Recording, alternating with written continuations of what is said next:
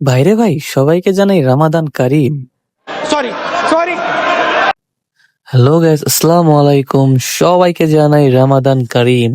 রোজা চলছে, আর যদি ইফতারি পার্টি না করি তা কি হয়? তাই আমরা দোকানের সকল ভাই ব্রাদার মিলে চলে গেলাম ইফতারি পার্টি করতে বিলাসপুর।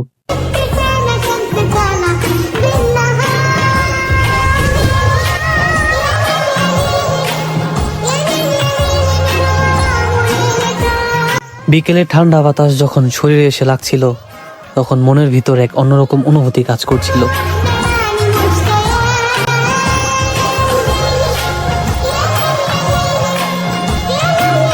বিলাসপুরের ভিতরের পরিবেশটা সত্যি অনেকটা সুন্দর।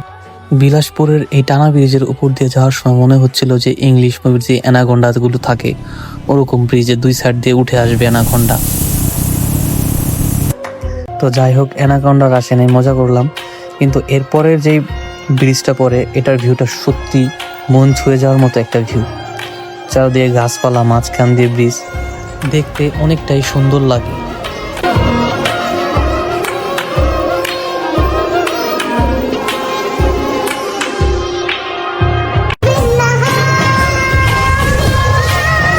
তো অবশেষে আমরা আমাদের গন্তব্যে চলে আসি, যেখানে আমরা ইফতার পার্টিটা করব।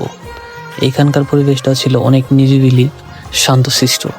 চারদিকে ছিল সবুজ ঘাস এবং মাঝখান দিয়ে চলে গেছে মাটির একটি রাস্তা।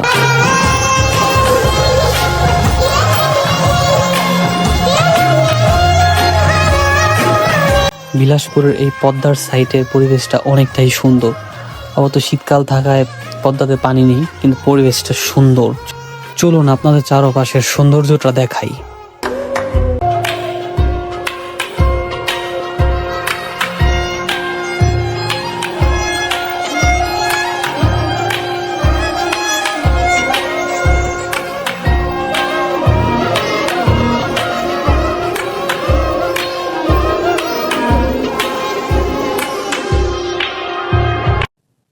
তো এখন মাগরিবের আজান দিয়ে দিয়েছে, তো ইফতার করার সময়।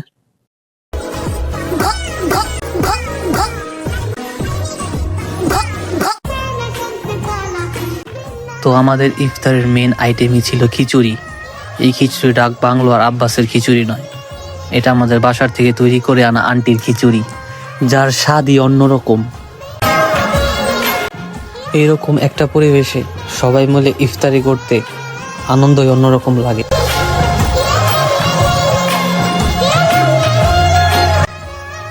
তো আমাদের ইফতার পার্টি শেষে সবকিছু গুছিয়ে ফেলা হচ্ছে, আবার আমাদের চলে যেতে হবে আমাদের গন্তব্যস্থলে। তো খাওয়া দাওয়া শেষ, সোনার বাংলাদেশ।